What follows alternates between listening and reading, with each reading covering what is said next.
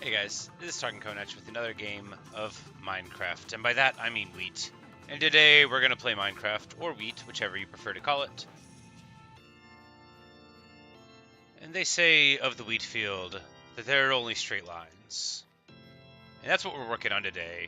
Some nice straight lines, all in a row, more or less in a row.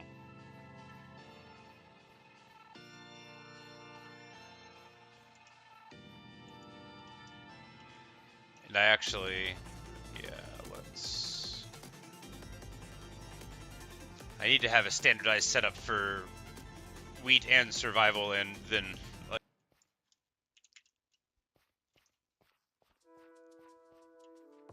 Angelo, I think it's just you today. Just a little short wheat. I only had like 10 minutes, and I figured, well, I might as well demonstrate the majesty of the wheat field to the world. Because there's a lot of majesticness here, you know. There's a lot of glorious accomplishment. But I'm almost out of wheat seeds again, which means I need to spend a bunch of time AFKing. It's the only way to get all the seeds I need. So unfortunately, it doesn't grow when you're not around. Which, man, it's a real good thing that real-life farmland does not require your presence, you know, to grow. Maybe to grow well, but I guess you being around simulates the weeding and the pest control. There's no blight here in Minecraft, at least not that I know about.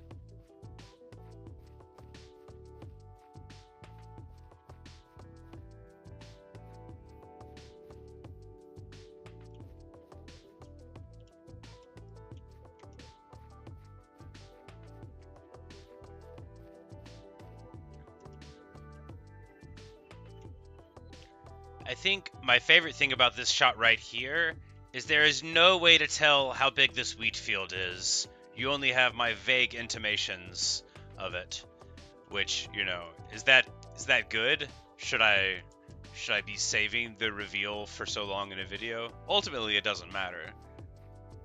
But it does always amuse me. I think my favorite part of these videos is just not showing the whole wheat field until a little bit later. And then, you know, getting to brag. To say, look how tall I am, you know. And I would never say that I have more wheat than anybody. But I've got a lot. And I'm very proud of it. I think I can finally call it a big wheat field. I struggled with that for a while, but now, like, it's pretty big. You gotta think about it. Okay, so if 3 wheat make enough flour for like 1 loaf of bread, that's, you know, you're not getting a lot of wheat out of any given block. So you need like a couple 100,000, because otherwise, like what? Like, would you really call yourself a wheat farmer if all of your wheat combined could only make flour for like, you know, 30,000 people? And not even for like a full day, just like a loaf of bread for them? I mean, sure, that would be a lot of wheat, but like, you wouldn't think it was a wheat farm. Not in the modern era. I mean, I guess if you told me you do it with mechanical implements, which is to say not machines, but just your own machine, then I would be more impressed.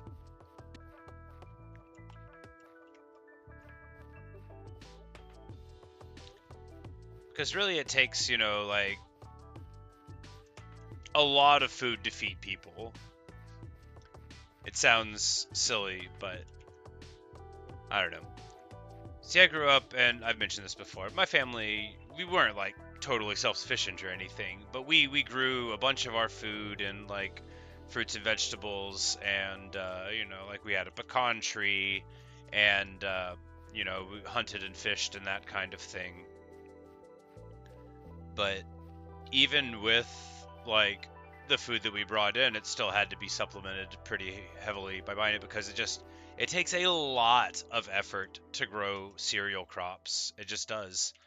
And when they are scaled with big machines rather than human effort, it's a lot easier to do. But it was always I won't say I always liked having the garden because I hate chores. Anything that I'll perceive as a chore, I'll just like find a way to never do anything related to it. Like I like snakes, not like a ton. Not I couldn't like tell you everything about snakes. Often, whenever I express an interest, people think that I'm about to like really go too far with it. But I just like them what I would call an above average amount, right? Not a lot. But and I would love to have like a pet ball python. In particular, I think that would be wonderful. But every time I think about it, I'm like, oh, you would have to go to the store to get the rodent to feed it every couple of weeks. That would be a chore. And then my mind hears that would be a chore, and I'm like, no, I'm not going to do that. I'd rather not have a pet. I mean, not you, buddy. The dog hurt me. You always have to apologize. I didn't mean him. He's not my dog, He's my brother's dog. He's a good dog.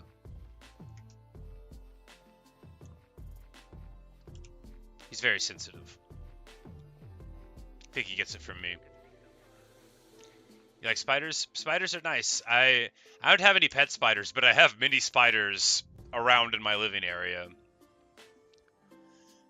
So like my house, like I live downstairs and my brother lives upstairs, and I quite like spiders, and a couple of women that I dated in the past hated them and would like make me kill them, and I didn't love doing that, like I didn't like get upset about murking a spider here or there, but I didn't feel like it was awesome, like I was a kid who grew up reading Charlotte's Web, and so now, unless they do something to like upset me, like drop on my head whenever I'm trying to brush my teeth, or like invade the shower area. There's a lot of places that I totally permit spiders to set up shop here.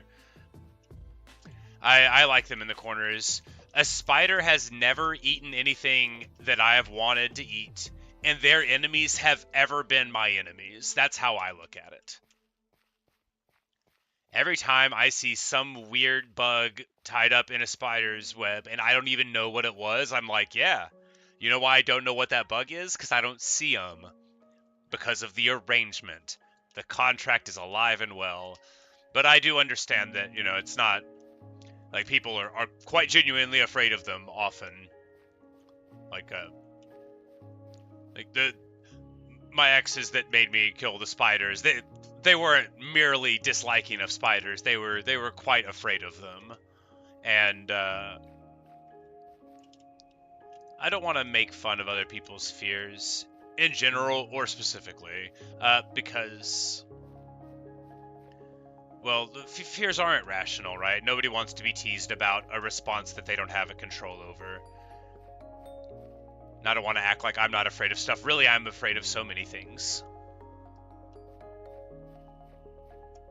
Say something interesting about the home spiders that kill the other deadly spiders? Yeah, absolutely. Like a brown recluse or, a black widow, which are the two, like, premier spiders that could hurt you if they bite you here. The old venomous ones. But... yeah, like a normal, like, brown wolf spider will just absolutely wreck one of those in a fair fight. I mean, it's not a fair fight. They're not even in the same weight class. And, like, this house isn't super new, so, like, sometimes, like, there's, like, weird cracks in the walls, and, like, maybe ants would get out. But I know the ants have, like, burrowed away in, and we need to, like, do a treatment thing, because I see them in spider webs right around the area, and I'm like, hey, look... The guard is guarding. What a good spider. How efficient. They are very much good neighbors. I quite agree. But, and I think their webs are quite lovely. So there's this book by Charles Dickens, and it's called Great Expectations. And there's an old lady named Miss Havisham, and the book came out, like 170 years ago or whatever. But spoilers, she's awful, and but she lives in like a big creepy house where like the man who's supposed to marry her left her on the eve of the wedding or the day of the wedding, I forget which. And so she left the house the way that it was the whole time. And she's like, the wedding cake has like dust and there's just like spider webs all over this opulent thing. And she's like in this like decaying wedding dress.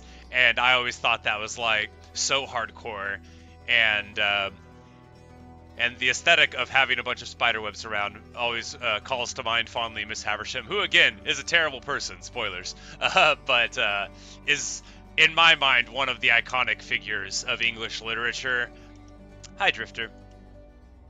But unfortunately, speaking of iconic, it is time to observe the wheat field, because unfortunately it is part of my work week. So what we've grown recently, pretty nice indeed. And seeing some points in irrigation that need to be addressed, but overall the field is somewhat irrigated on this side.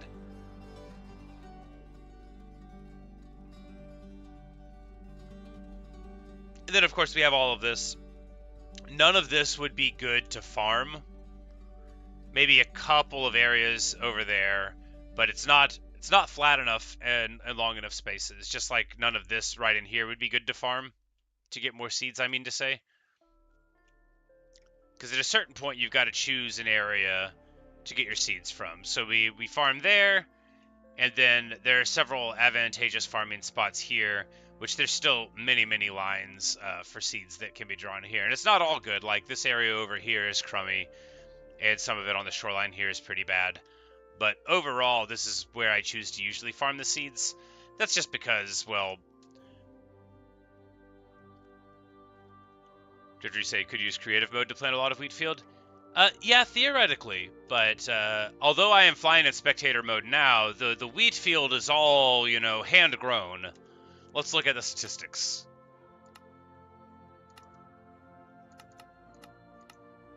Yeah, we've picked up 234,000 wheat seeds.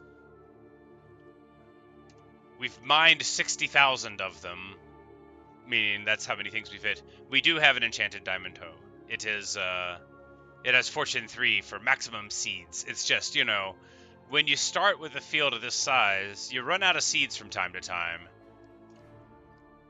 And all of it came from an initial investment of, like just some seeds that I had laying around. And now look at it. I mean, really, just observe for a second the madness. I think it's funny. There's an achievement for breaking a netherite hoe? I thought it was for making one at all. But, this is a world where I'm in spectator mode because I haven't killed the dragon here, because I've only ever killed it in hardcore. But I love my wheat field. That's all I got for you today. When we return, more of the same.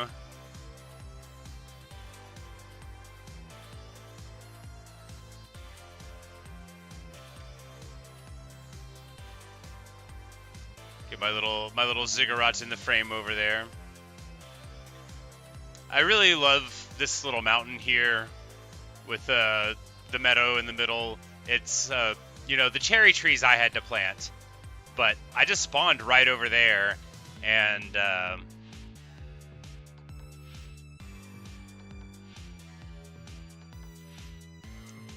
did you say plant a lot of carrots too? Maybe someday. Maybe on the other side of the Temple of Wheat, we'll turn into a carrot foundry, but that will have to wait. For right now, I've got to go ahead and get off. I've got to get ready for the day. I've got to twirl my mustache like a villain, and that's what I've got for you. I should be home in some amount of time. It's possible that I'll be streaming in the middle of the day sometime here, but relatively unlikely. So anyway, This outro's been too long. Thanks for watching. Thanks for listening. Living Theater, you say your favorite stream to watch is called Minecraft People Just Sweet? Well, that's very wonderful to hear and kind of you to say. Unfortunately, the stream is ending today for right now, but there will be many more. And so, bye Angelo, bye Living Theater, bye Drifter. Thanks for hanging out and for your input. Hope to see y'all later, and I hope you have a good day.